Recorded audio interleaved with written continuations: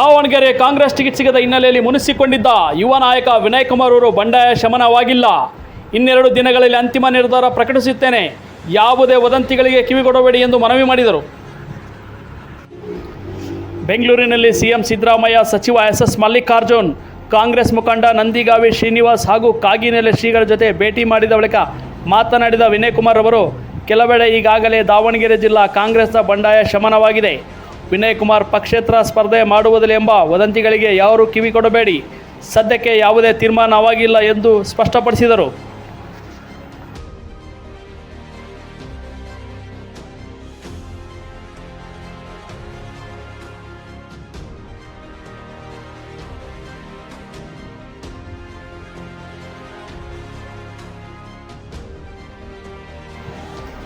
ಲಂಚ ಪಡೆಯುವಾಗ ಲೋಕಾಯುಕ್ತ ಬಲೆಗೆ ಬಿದ್ದ ಸ್ಟೋರ್ ಕೀಪರ್. ವಿದ್ಯುತ್ ಪರಿವರ್ತಕ ಪಡೆಯಲು 6,000 ಲಂಚಕ್ಕೆ ಒತ್ತಾಯಿಸಿ ಕಡೆಗೆ 4,000 ಹಣವನ್ನು ಪಡೆಯುವಾಗ ಪಟ್ಟಣದ ಬೆಸ್ಕಾಂ ಇಲಾಖೆ ಸ್ಟೋರ್ ಕೀಪರ್ ಯೋಗಾನಂದ್ ರಾಮನಗರ ಲೋಕಾಯುಕ್ತಕ್ಕೆ ಬಲೆಗೆ ಬಿದ್ದಿದ್ದಾರೆ.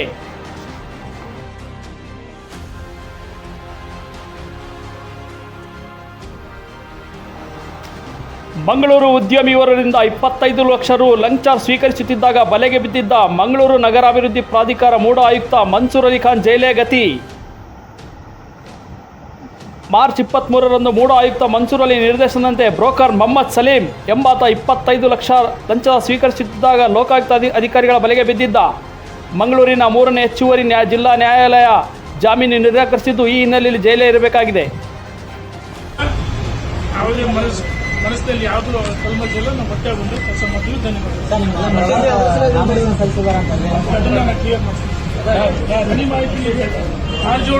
ಮಾಜಿ ಸಚಿವ ರೇಣುಕಾಚಾರ್ಯ, ನನಗೆ ಎಸ್ಸಿ ಬೇಡದ ಜಂಗಮ ಪ್ರಮಾಣ ಪತ್ರ ಬೇಡ, ನನಗೆ ಸಮಾಜದಲ್ಲಿ ಗೌರವವಿದೆ, ಅದನ್ನು ಕಾಪಾಡಿಕೊಂಡು ಹೋಗುತ್ತೇನೆ ಎಂದು ಮಾಜಿ ಸಚಿವ ರೇಣುಕಾಚಾರ್ಯ ಹೇಳಿದರು. ದಾವಣಗೆರೆ ಜಿಲ್ಲೆ ಸುದ್ದಿಗಾರರೊಂದಿಗೆ ಮಾತನಾಡಿದ ಅವರು, ನೊಂದವರಿಗೆ ಸಾಮಾಜಿಕ ನ್ಯಾಯ ಕೊಡಿಸಬೇಕಾಗಿದ್ದು ನನ್ನ ಉದ್ದೇಶವಾಗಿದೆ, ನನಗೆ ಅವಶ್ಯಕತೆ ಇಲ್ಲ ಎಂದು ಸ್ಪಷ್ಟಪಡಿಸಿದರು. ನಿಮ್ಮ ಸಹೋದರರು ಮೀಸಲು ಕ್ಷೇತ್ರದ ನಾಮಪತ್ರ ಸಲ್ಲಿಸಿದ್ದಾರೆ ಎನ್ನುವ ಪ್ರಶ್ನೆಗೆ ಇದಕ್ಕೆ ಉತ್ತರಿಸಿದ ನಾನು ಒಪ್ಪುವುದಿಲ್ಲ ಎಂದು ಹೇಳಿದರು. ಸಮಾಜದಲ್ಲಿ ಆ ಗೌರವವನ್ನು ನಾವು ಉಳಿಸಿಕೊಂಡು ಬರ್ತಾವನ್ನ ಆಸೆ ಆಮಿಷಗಳು ಒಳಗಾಗಬಾರದು. 28 ಲೋಕಸಭೆ ಗೆಲ್ತೀವಿ, 400 ಗೆದ್ದು ದೇಶ ಪ್ರಧಾನಮಂತ್ರಿ ಮೋದಿಯವರು ಆಗ್ತಾರೆ. ಉತ್ತರ ಕನ್ನಡ ಲೋಕಸಭಾ ಕ್ಷೇತ್ರದ ಕಾಂಗ್ರೆಸ್ ಅಭ್ಯರ್ಥಿ ಅಂಜಲಿ ನಿಂಬಾಳ್ಕರ್ ಅವರಿಗೆ ಕೆಪಿಸಿಸಿ ಅಧ್ಯಕ್ಷ ಡಿಕೆ ಶಿವಕುಮಾರ್ ಬಿ ಫಾರಂ ಹಸ್ತಾಂತರಿಸಿದರು.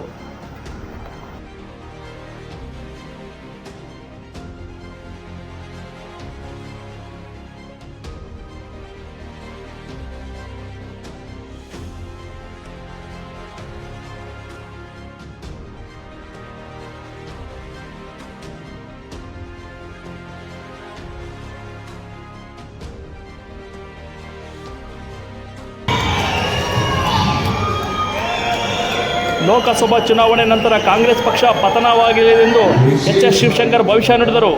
ಕಾಂಗ್ರೆಸ್ಸಿಗರಿಗೆ ಜಿಲ್ಲಾ ಉಸ್ತುವಾರಿ ಸಚಿವರಿದ್ದರೂ ಅವರು ಕೇವಲ ದಾವಣಗೆರೆ ಅಭಿವೃದ್ಧಿಗೆ ಆದ್ಯತೆ ನೀಡುತ್ತಾರೆ ಹೊರತು ಉಳಿದ ತಾಲೂಕುಗಳ ಬಗ್ಗೆ ಆದ್ಯತೆ ನೀಡುತ್ತಿಲ್ಲ. ಹರಿಹರದ ರಸ್ತೆ, ಕುಡಿಯುವ ನೀರಿನ ವ್ಯವಸ್ಥೆ, ಸ್ವಚ್ಛತೆ ಸುಧಾರಿಸುವ ಆಸಕ್ತಿ ಅವರಿಗಿಲ್ಲ. ಕಾಂಗ್ರೆಸ್ ಸರ್ಕಾರ ಈ ಚುನಾವಣೆ ನಂತರ ಉಳಿಯುವುದಿಲ್ಲ ಎಂದು ಮಾಜಿ ಶಾಸಕ ಎಚ್ ಶಿವಶಂಕರ್ ಅವರು ಹರಿಹರದಲ್ಲಿ ಆಯೋಜಿಸಲಾಗಿದ್ದ ಜೆಡಿಎಸ್, ಬಿಜೆಪಿ, ಜೆಡಿಯು ಪಕ್ಷಗಳ ಸಮ್ಮಿಲನದ ಸಮಾವೇಶದಲ್ಲಿ ಭಾಗವಹಿಸಿ ಮಾತನಾಡಿದರು. ಯಾರ್ಯಾರಿಗೆ ಮಾತಾಡಕ್ಕೆ ಬರಲ್ಲ ಅಂತ ತಿಳಿದಿದ್ವಿ, ಎಲ್ಲರೂ ಅದ್ಭುತವಾಗಿ ಮಾತನಾಡಿದರು. ಸಂಸದರು ಮಾತನಾಡಿ ನಿರ್ಗಮಿಸಿದ್ದಾರೆ, ರವಿಕುಮಾರ್ ಅವರು ಮಾತನಾಡಿ ನಿರ್ಗಮಿಸಿದ್ದಾರೆ, ವಿಧಾನ ಪರಿಷತ್ ಸದಸ್ಯರು. ರೀಲ್ಸ್ ಮಾಡುವ ವಿಚಾರಕ್ಕೆ ಸಿಐಎಸ್ಎಫ್ ಸಿಬ್ಬಂದಿ ಯುವತಿ ಮೇಲೆ ಹಲ್ಲೆ ನಡೆದಿರುವ ಘಟನೆ ಉತ್ತರ ಪ್ರದೇಶದ ಆಗ್ರಾದ ಪ್ರಸಿದ್ಧ ತಾಜ್ ಮಹಲ್ನಲ್ಲಿ ನಡೆದಿದೆ. ಯುವತಿ ಓರ್ವಳು ಆಕೆ ಮತ್ತು ಸ್ನೇಹಿತರು ರೀಲ್ಸ್ ಮಾಡುವಾಗ ಮುಂದಾಗಿದ್ದರು. ಆಗ ಅಲ್ಲೇ ಇದ್ದ ಕಾವಲು ಗಾರ್ಡ್ಸ್ ರೀಲ್ಸ್ ಮಾಡದಂತೆ ತಡೆದಿದ್ದಾರೆ. ಬಳಿಕ ಇಬ್ಬರ ನಡುವೆ ವಾಗ್ದಾವ ನಡೆದಿದೆ. ಇದೇ ವೇಳೆ ಸಿಬ್ಬಂದಿ ಯುವತಿಗೆ ಮನ ಬಂದಂತೆ ಥಳಿಸಿದ್ದಾನೆ.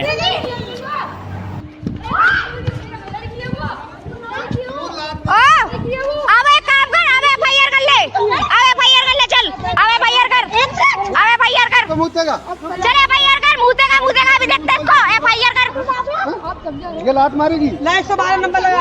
ये लात। फोन 112 लगाओ। फोन 112